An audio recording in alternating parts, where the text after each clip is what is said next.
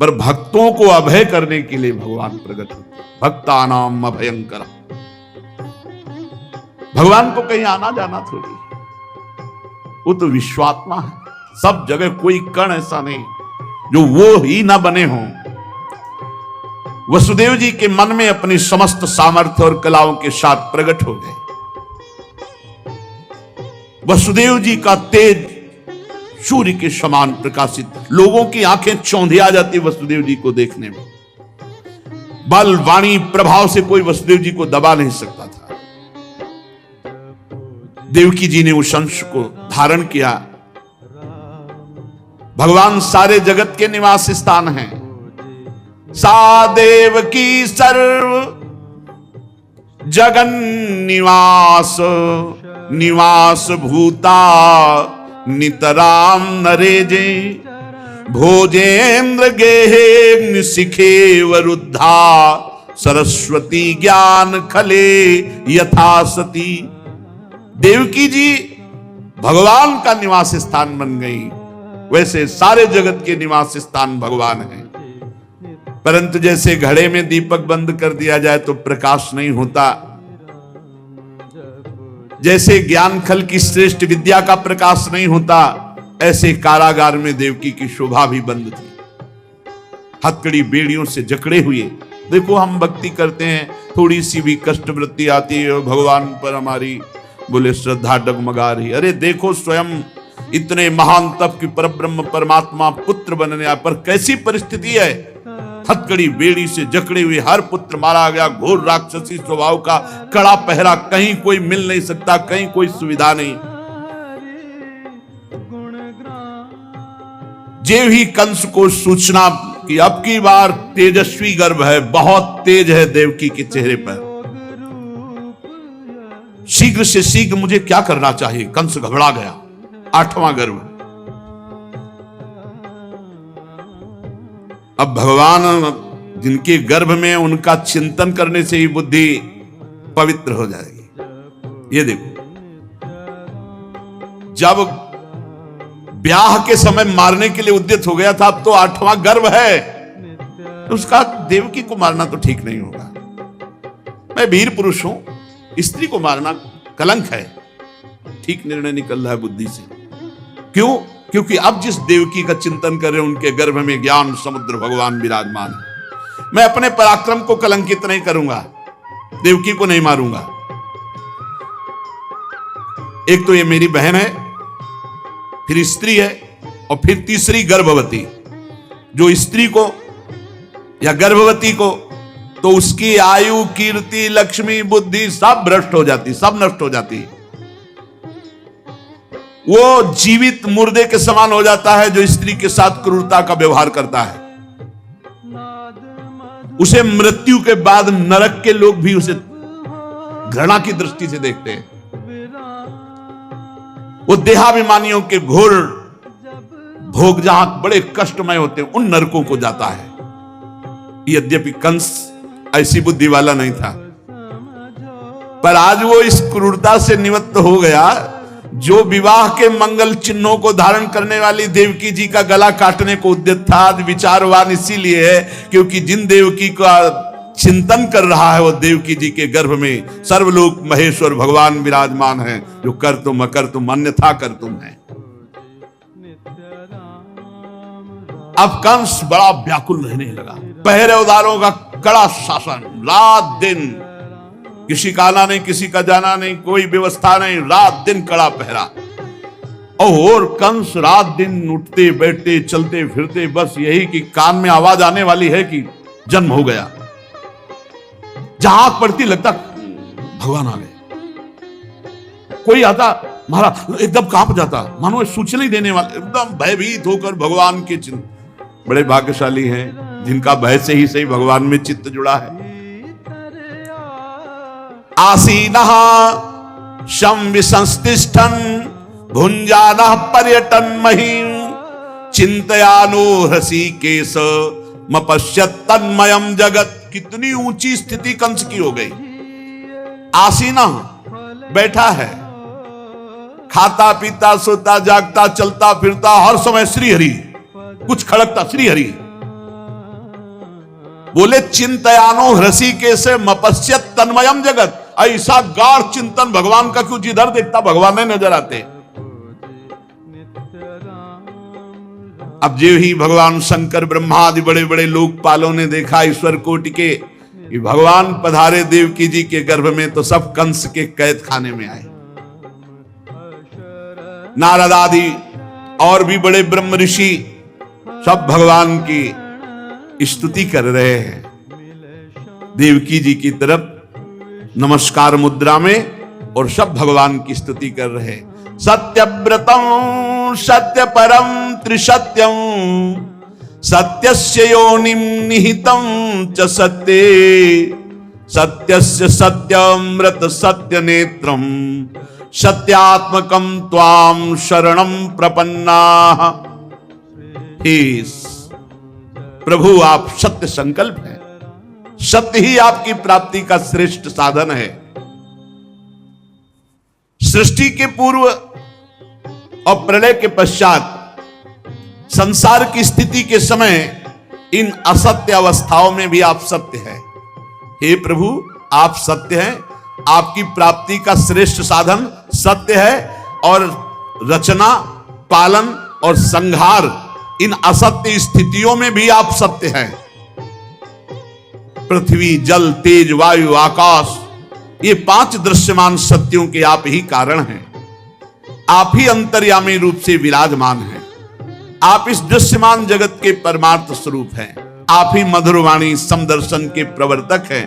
भगवान हम तो बस इतना समझते हैं कि आप सत्य स्वरूप हैं, हम सब आपकी शरण में हैं।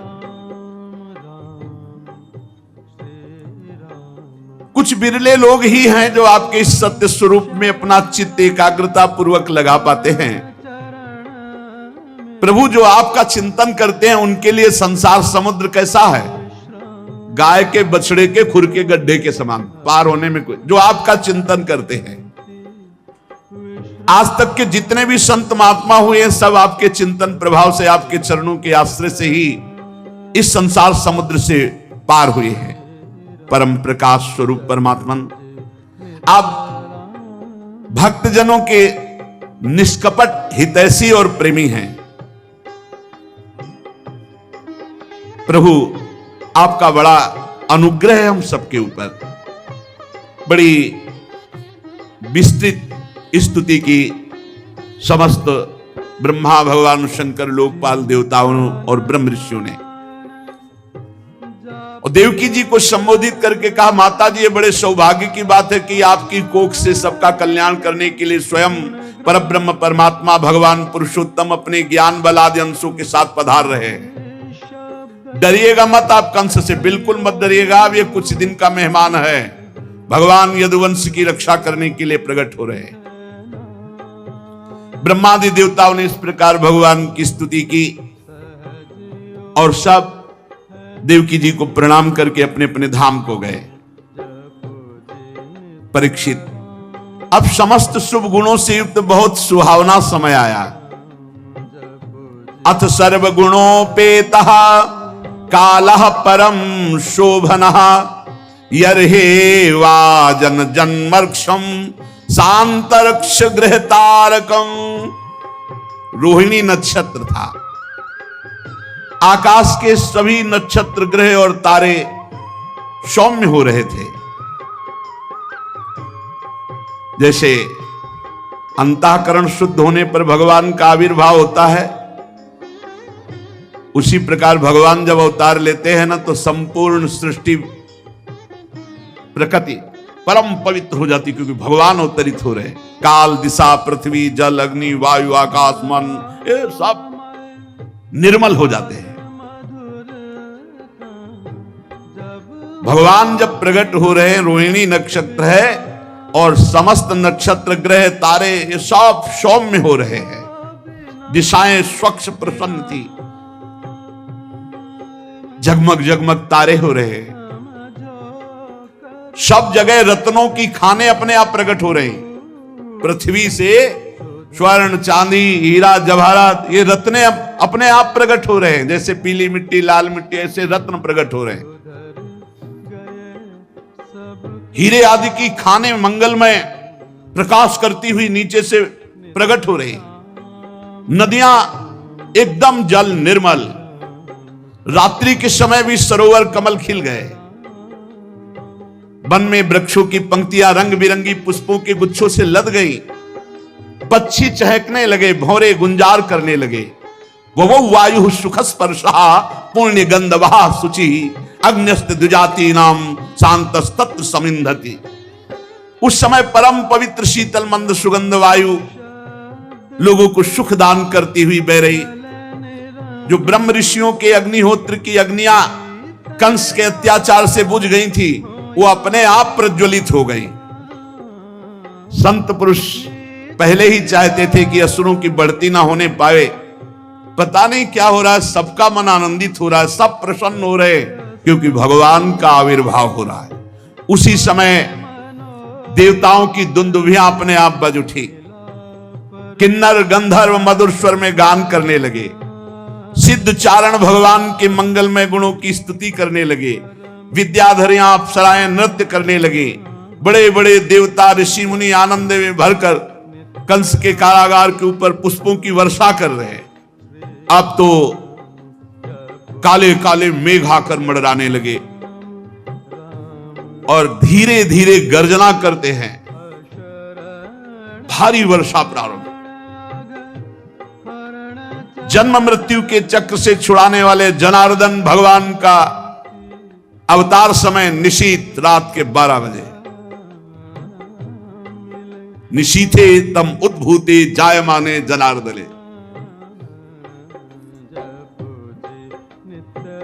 भगवान स्थूल सूक्ष्म कारण तीनों से परे तुरीय, और जिसको साक्षात दर्शन दे देते हर समय तुरीय अवस्था में रहता है। निशीथ रात के 12 बजे भगवान प्रकट हो रहे। चारों ओर बादलों ने, अभी जो तारे चमक रहे थे, सौम्य थे, शांत थे, अब अंधकार छा गया।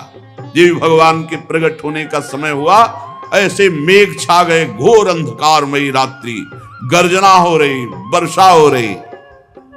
उसी समय सबके हृदय में विराजमान भगवान देवरूपिणी देवकी के सामने प्रकट हुए। मानो पूर्व दिशा में 16 कलाओं से पूर्ण चंद्रमा का प्रादुर्भाव हो गया। भगवान श्री कृष्ण चंद्र जो चंद्रवंश में प्रकट हो रहे 16 कलाओं से। वसुदेव जी ने देखा, क्या देखा? हथकड़ी बेड़ी पास ही बैठे देवकी वसुदेव जी, कि उनके सामने नेत्र कमल के समान कोमल और विशाल नेत्र, 4 सुंदर हाथों में शंख गदा चक्र कमल,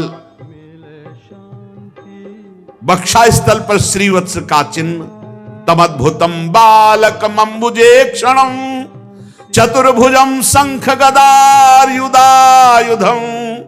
श्रीवत्स लक्ष्मम गलशोभि कौस्तुभम पीतांबरम सांद्र पयोद सौभगम।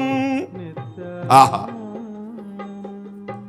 शंख चक्र गदा पद्म, वक्षा स्थल पर श्रीवत्स का चिन्ह, कौस्तुभ मणि, अद्भुत झिलमिला रही कांति, वर्षाकालीन मेघ के समान परम सुंदर श्यामल शरीर पर मनोहर बिजली की भांति चमकता हुआ पीतांबर, बहुमूल्य वैदुर्य मणि के किरीट कुंडल की कांति, सुंदर घुंघराले केस जो सूर्य की कांति को भी मात कर रहे हैं, ऐसा तेज, चमचमाती करधनी की लड़ियां, बाहों में बाजूबंद, कलाइयों में कंकण, आभूषणों से सुशोभित श्री भगवान को सामने देखा। सा विस्मयोत्फुल्ल विलोचनो हरिम सुतम विलोक्यानक दुंदुभिस्तदा। अरे मेरे पुत्र के रूप में कौन आ रहे हैं? ये साक्षात भगवान। सा विस्मयोत्फुल्ल विलोचनो हरिम। वसुदेव जी ने प्रफुल्लित होकर देखा, मेरे भगवान असीम आश्चर्य, रोम रोम परमानंद में डूब गया। भगवान पधारे, जन्म जन्म की अब आस पूर्ण हुई। भगवान को मेरे पुत्र उसी समय संकल्प किया, इस समय तो मेरे हाथ और पैर हथकड़ी और बेड़ियों से जकड़े हुए हैं, मैं 10,000 गायों का संकल्प करता हूं पुत्र प्रकट होने के महोत्सव में। भगवान श्री कृष्ण पूरा सूतिकाग्र है, श्याम वर्ण से प्रकाशित हो रहा है। वसुदेव जी ने अब निर्भय होकर के, अरे स्वयं परमात्मा पुत्र बनने आए हैं, अपनी बुद्धि स्थिर की और भगवान के चरणों में सिर झुका करके स्तुति करने लगे। वसुदेव जी ने कहा, विदितोऽसि भवान साक्षात् पुरुषः प्रकृते परः केवलानुभवानंद स्वरूपः सर्वबुद्धिदृक् स एव स्वप्रकृतेदं सृष्ट्वाग्रे त्रिगुणात्मकं तदनु त्वं प्रविष्ट इव भाव्यसे। समझ गया प्रभु, समझ गया। आप प्रकृति से अतीत साक्षात परमात्मा हैं। आपका स्वरूप केवल अनुभव और केवल आनंद है। आप समस्त बुद्धियों के एकमात्र साक्षी हैं। प्रभु, आप ही स्वर्ग के आदि में अपनी प्रकृति से इस त्रिगुणमय जगत की सृष्टि करते हैं, फिर उसमें प्रविष्ट ना होने पर भी आप प्रविष्ट के समान जान पड़ते हैं।